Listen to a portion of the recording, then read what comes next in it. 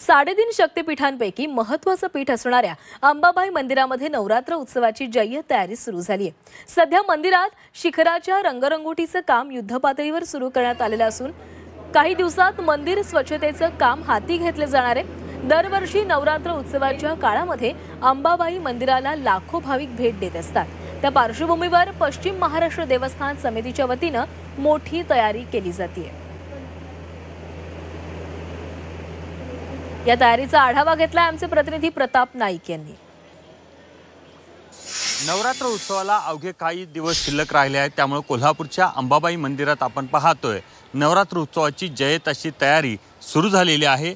आपण पाहू शकतो की मंदिराच्या कळसाच्या रंगरंगोटीचं काम या ठिकाणी सुरुवातीच्या टप्प्यामध्ये हातात घेण्यात आलेलं आहे। कालपासनं ही रंगरंगोटी जी आहे ती केली जाते आणि त्याच्यानंतर खऱ्या अर्थानं आपण पाहिलं की कळसाचं रंगकाम पूर्ण झाल्यानंतर मंदिर स्वच्छताला या ठिकाणी काढलं जाईल। एकूणच आपण पाहतो की 22 तारखेपासून नवरात्र उत्सवाला सुरुवात होते, त्यामुळं देवस्थान समितीकडे अवघे 10 ते 11 दिवसच आता बाकी आहेत। त्यामुळं देवस्थान समिती युद्ध पातळीवर मंदिरातील नवरात्र उत्सवाची कामं करून घेण्यामध्ये या ठिकाणी व्यस्त असल्याचं दिसून येतंय। हे दृश्य आपण बघू शकतो की अंबाबाई देवीच्या डोक्यावर जे मुख्य शिखर आहे त्या शिखराचं रंगरंगोटीचं काम सुरू आहे आणि युद्ध पातळीवर हे काम पूर्ण करण्याचा प्रयत्न देवस्थान समितीच्या वतीनं केला जाणार आहे। एकूणच आपण पाहतो की पुढील काही दिवसांमध्ये मंदिर स्वच्छतेचं जे काम आहे ते केलं जाईल आणि त्याच्यानंतर गर्भगृहाच्या आतलं जे काम आहे स्वच्छतेचं ते केलं जाईल आणि त्याच्यानंतर आपण पाहतो की खऱ्या अर्थानं